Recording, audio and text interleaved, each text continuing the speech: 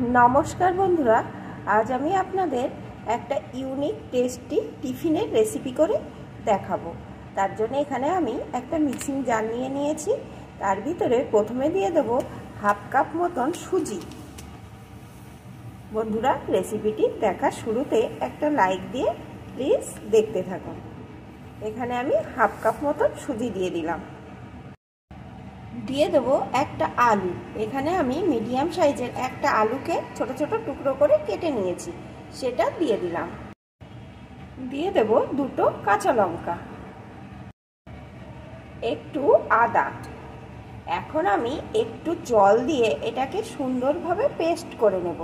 आमी किन्तु एई टिफिनेर रेसिपिते कोनो रकम चालेर गुঁড়ো आटा मयदा कोनो किछुई व्यवहार करब ना। आमी किभाबे तैरी करछि बंधुरा प्लिज देखते थाकुन। आमी पेस्ट करे निये फिरे आसछि। सुंदर करे एखाने आमार पेस्ट करे नेওয়া হয়ে গেছে। আর এই পেস্টটি করার সময় বন্ধুরা আমার কিন্তু হাফ কাপেরও একটু কম জল লেগেছে। এখন এটাকে আমি একটা পাত্রে ঢেলে নেব।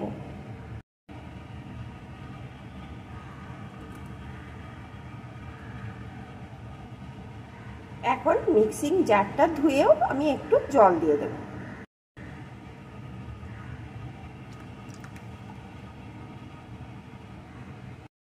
এখন একটু মিশিয়ে নেব।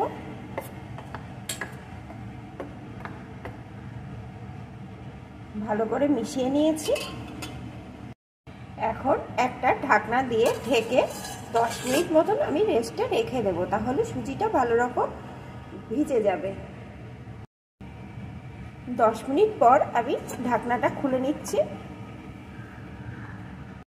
এখন এর ভিতরে দিয়ে দিচ্ছি একটু লবণ, একটু গোলমরিচ গুঁড়ো,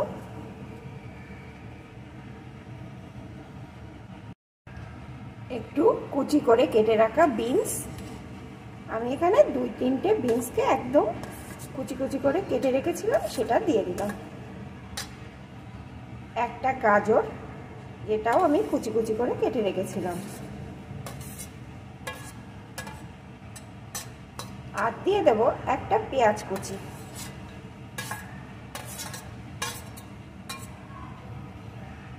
এখন ভালো করে মিশিয়ে নেব। বন্ধুরা আপনারা চাইলে আরো কিছু সবজি এর মধ্যে অ্যাড করতে পারেন।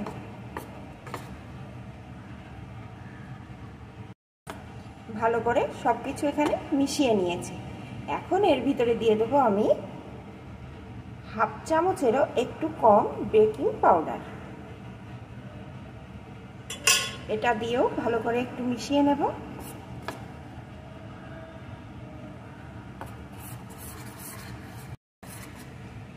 ভালো করে মিশিয়ে নিয়েছি।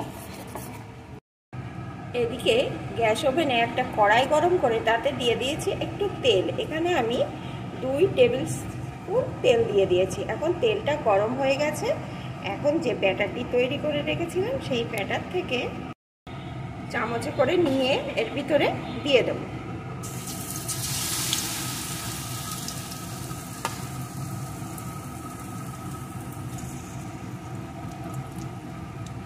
আর গ্যাসটা কিন্তু আমি এখানে একদম লোতে করে রেখে দিয়েছি।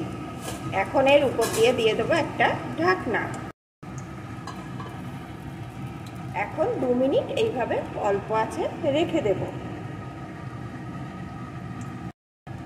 2 মিনিট অল্প আঁচে রাখার পর এখন আমি ঢাকনাটা খুলে নেব। দেখুন বন্ধুরা কতটা সুন্দর হয়েছে। এখন এটাকে আমি উল্টে নেব।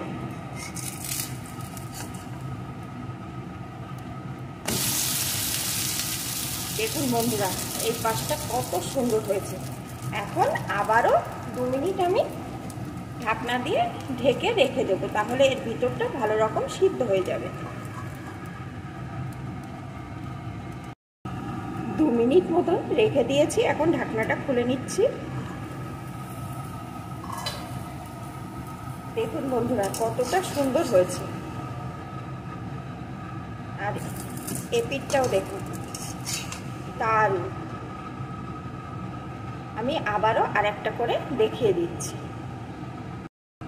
আবারও কড়াই 1 টেবিল স্পুন তেল দিয়ে দিয়েছি। এখন তেলটা গরম হয়ে গেছে, আবারও আমি ব্যাটারটা থেকে নিয়ে দিয়ে দেবো।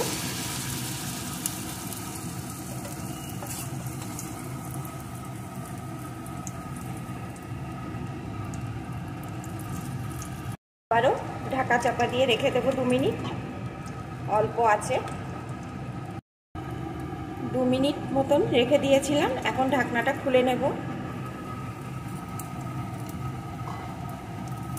এখন আবারও উল্টে দেব।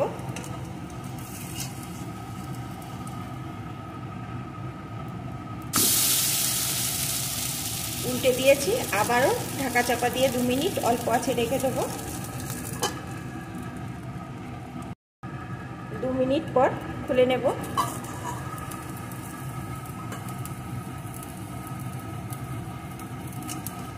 দেখুন বন্ধুরা, এখন কিন্তু এটা আমার হয়ে গেছে। দেখুন কাছ থেকে দেখাচ্ছি কত সুন্দর, এপিকটাও দেখুন। তাহলে বন্ধুরা, আমার এই রেসিপিটি আপনাদের কেমন লাগলো প্লিজ কমেন্ট করে জানাবেন। আর ভালো লাগলে অবশ্যই একটা লাইক করে দেবেন।